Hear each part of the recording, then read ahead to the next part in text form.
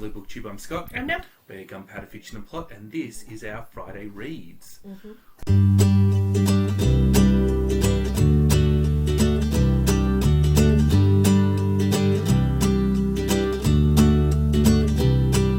Right, Friday Reads, it always starts with a shout out now. That's what we're doing. We're shouting out Danny And Laura. we've created a new business called Double Book Co. Yes. Right, so if you like your bookish stuffish, like bookmarks and tote bags, Fancy bookmarks and bookish tote bags and surprise book bags, so you get a surprise book in your bag, and some stickers and other stuff. And they're on Etsy, and they're only shipping to America to start with. So you Americans better support them good. and if you don't subscribe to their channels, you should subscribe to their booktube channels because they're excellent booktubers, both of them. What I think we can say about their book taste is if you don't like what they're reading, just wait until the next book. Should be fun. And both quite funny. Yes. I've just noticed on camera I have a giant pimple, so thank you, camera, for demonstrating that. Yeah. The Magus by John Fowles. This one was a book that didn't have any conflict. I mean, it did have conflict, but I just didn't understand any of the characters' motives or like any of the characters, and nothing was explained, and I'm sure it all comes together in the end. But really, what I was thinking, I'm about 80% of the way through this, and I was thinking, yeah, this could end and I wouldn't have any questions, and yet it's all leading up to some weird explanation, like, what is this guy doing? Why does he have the twins there? Why is this man there? Why are they all fucking douchebags? I'm not sure they're meant to be douchebags. So in the end I just gave up with it. Okay. China Room by Sunjeev Sahota. Yeah. Sahota? I don't know. Now, we have different opinions on this, don't we? I mean,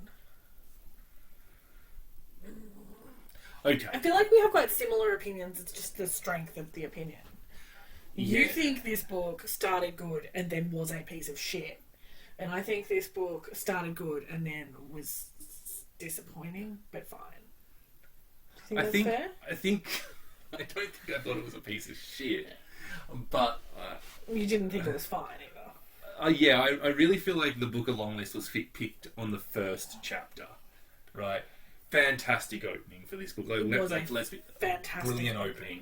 Brilliant opening, and then you knew what it was going to do, and I'm like, well, yeah, of course it's going to do all of that, but where is everything else you could have done?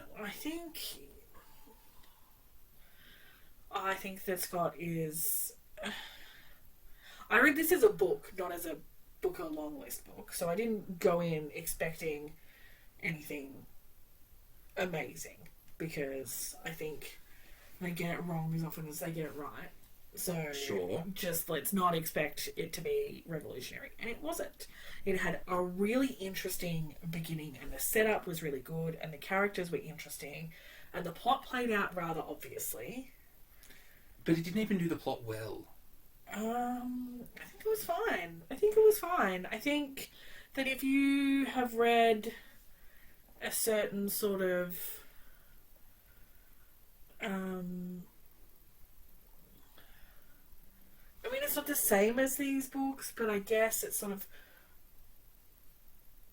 like the Joy Luck Club and Wild Swans.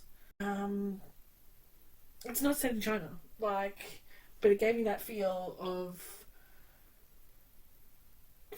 almost feudal, and neither of them. I don't know why it gave me the feel of those books, but something about the female perspective and the long time ago and the restrictiveness gave me the feel of those books. And they don't really necessarily have all those things in common with all those titles. So yeah, I don't know. It felt like a kind of fiction I had read before. Yeah. Well, I mean, and it was fun. Had a whole timeline that added nothing to the modern day timeline. The modern day timeline. I thought that was completely pointless. I thought that was. It was vastly overshadowed. One of the better parts of the book. I'll give you that it was actually the better of the two timelines if you take out the opening sequence. I think you're altogether too harsh on this. For what would have been such an emotional experience for this girl, where was it? Where was it? Like, there was no character introspection at the points that it mattered. The introspection was with the husbands and not with the wives. What the fuck was that about? Because that's where the power is. I don't want to read... Like, who wants to read about that? I mean, that's actually interesting. Yeah, no, I get it. It is interesting, but the powerful emotions live with the women in this book, and I don't think they live entirely with the women in this book. They don't live entirely with them. They do live with the women, and they were completely missing. Yeah, and I think that was intentional. Then it was an intentional bad choice by the author. Wow, okay. I mean, you're just mad at it for not being the kind of book you would have written. No, I'm mad at it for being bad. Like, this is not Booker bad. This is just disappointing. No, I thought it was fine. I mean, it's not. It was never going to be my favourite book of the year at the end of it. Like, it was. But it was perfectly fine. And I would read by this author again. Well, they can string a sentence together. Let's be fair. They can write a sentence. The opening was incredible, and I definitely think if they ever fulfilled the promise of that opening, then you're in for a good book. Absolutely. An incredible book. Absolutely, yeah. If that opening, if it was consistent, but I think if the opening wasn't that good, then you would not be as angry at it. I still would have rated it 2 stars. I think, and maybe I would have rated it even lower. I doubt it. Yeah, I am very disappointed because it was so good, and then it was so flat. Yeah, I think flat is the right word for it, but you're so aggressive. It's bad editing is what it is. I don't think it's bad editing. I really don't. I think it's insistence on good editing at the start and then a lack of editing back. Yeah. But also, how would you have edited that to make it better? Like, go back and rewrite the plot? Yeah. That's what I would have done. Yeah, that's not editing. Fair enough. Alright, let's move along, shall we? A Town Called Solace by Mary Lawson. This is a story based in, like, the far north of Canada. It is told through... Oh, it's not told through her eyes. It starts off with this girl who is, I think she's 8, maybe she's 6, and it starts off her big sister, who is 16, runs away from home and is not seen enough again. Maybe she's 14 actually, but that age where running away from home seems appropriate. And they sort of expect her to come back, but she doesn't come back. At the same time that this is happening, her elderly neighbour goes to hospital, and then a man moves into the lady's home, and he starts to pack up all of her belongings, and this girl starts to sneak into the house and unpack all the belongings because she promised the old lady that she'd look after all of her belongings until she got back from hospital. And you get snippets of the girl, snippets of the man, and snippets of the old lady, and it jumps between the 3 perspectives to tell a story. And this was not a book I would expect to make the Booker long list. This is not a book that screams Booker Prize at all. But it's quite an entertaining book. Like, it's quite a sad story, and there's hope in with the sadness. Like, it does balance the emotions quite well. And it's never completely happy, and it's never completely sad, and it's a story about trust, and it's a story about a little town and how that varies from a big town, and all these characters that aren't connected are connected. And without going too much into the plot and detail it, I think this is one that I'd really like to lay back on talking about the plot, because I think that is part of the joy of this book, the plot. I think it was an interesting and a worthwhile read, and I think people should go out there and pick it up. Don't expect to be mind blown, just expect to enjoy it. Treat it like a contemporary fiction, and when you get a bit of literary bonus, be happy. I got a little bit overwhelmed with all these books we're reading, so I read Agatha Christie, A Pocket Full of Rye. This is one of the Miss Marple novels, and it follows 4 and 20 Blackbirds Baked in Pie, that nursery rhyme. This was just another consistent good Agatha Christie novel. I could not pick the killer. I swallowed one of Agatha Christie's red herrings hook, line and sinker. I won't tell you what it is for obvious reasons, but even when Agatha Christie gave me hints that I was wrong, I refused to believe the hints she gave me. Not listening to your female leadership is a failing of yours, yes. What I thought was interesting about it is that basically the first 50% of this book doesn't have Miss Marple in it. And this is my second Miss Marple book after Murder in the Vicarage. And my criticism of Murder in the Vicarage was there is so little Miss Marple in it that, like, the hero of the piece, you don't get an idea of who she is, and you get no feel for the detective of her. And so when the first half of this book had gone by and there was no Miss Marple, I was entertained by the murder and trying to figure out what's going on and all of the background and stuff, but I was really worried that you're going to have the same. I'm going to have the same experience, and I really want to get a feel of whether I am a Marple or a Pyro fan. I think that your impatience to make that decision doesn't make it a bad choice for Agatha Christie to, like, ration your exposure to this recurring character in a series. Because I have always felt like when you watch TV and it's the same detective every week and it's centered on the detective so strongly and the murder stories are secondary. Yeah. Do you know what I mean? Like, it actually is less interesting because of that balance. I think that was done right. The murder story was front and centre. And obviously Miss Marple is not the only detective on her cases. She's usually helping the cops, really. But when she came in, I really got a good feel for her as a character, and I quite liked her. And I what I was going to say before you said that was I thought it was the correct choice from Agatha Christie to do it like that, even though halfway through I was a bit unsure. The last one I read was The Fortune Men by Nadifa Mohamed.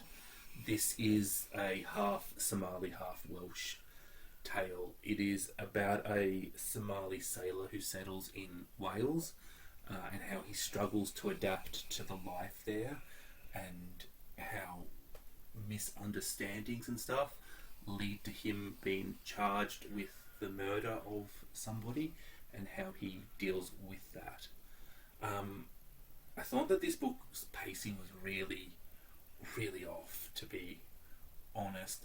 But even saying that, it really does work at the end, and it's really quite powerful and emotional at the end. But it's quite a slog to get there. So it was quite a good book in the end. But geez, it made you work hard to appreciate it. Is what I'm saying. What did you read? I read The Promise. It was good. I like the writing. The premise of The Promise is it's set in South Africa, and it centres a white South African family who has help, I guess.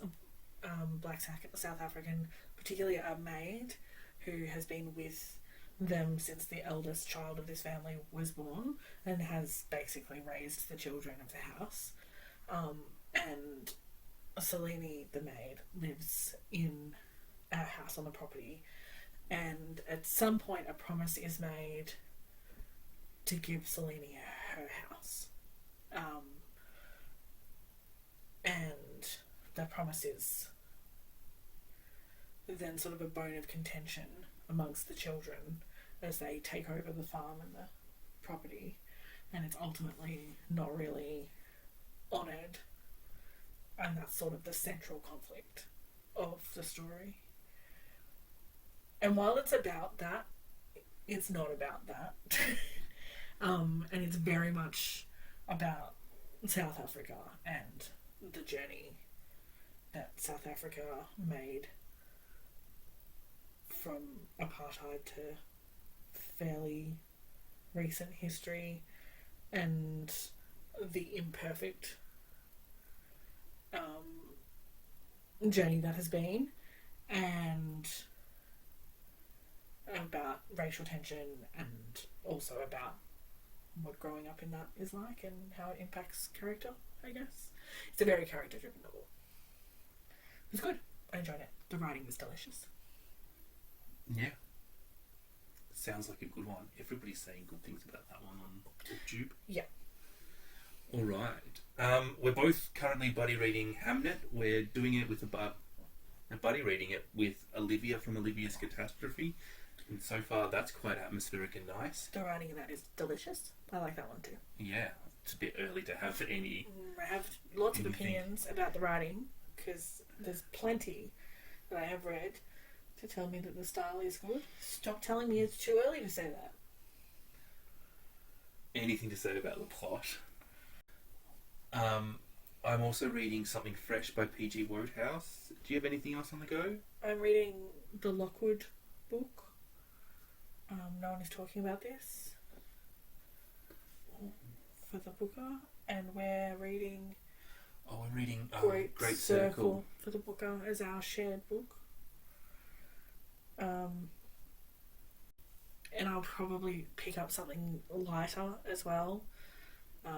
These booker books are quite taxing on the brain, aren't they? I was going to say bleak. Like, the common thread just seems to be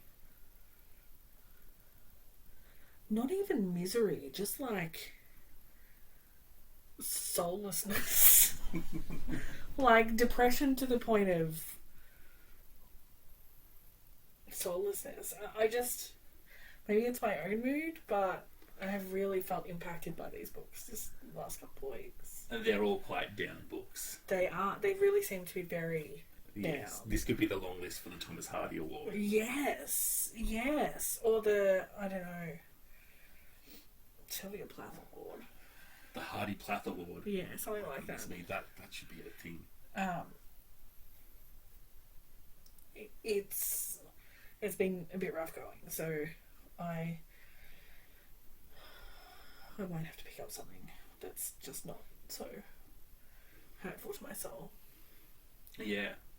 I just don't have the concentration to keep going on them, so it's different for me. But yeah, I'm going for something easy in between. Yeah. Yeah. All right. That's really it, isn't it? Yeah. Sorry it's short, folks. No. Okay, love you. Bye. Bye.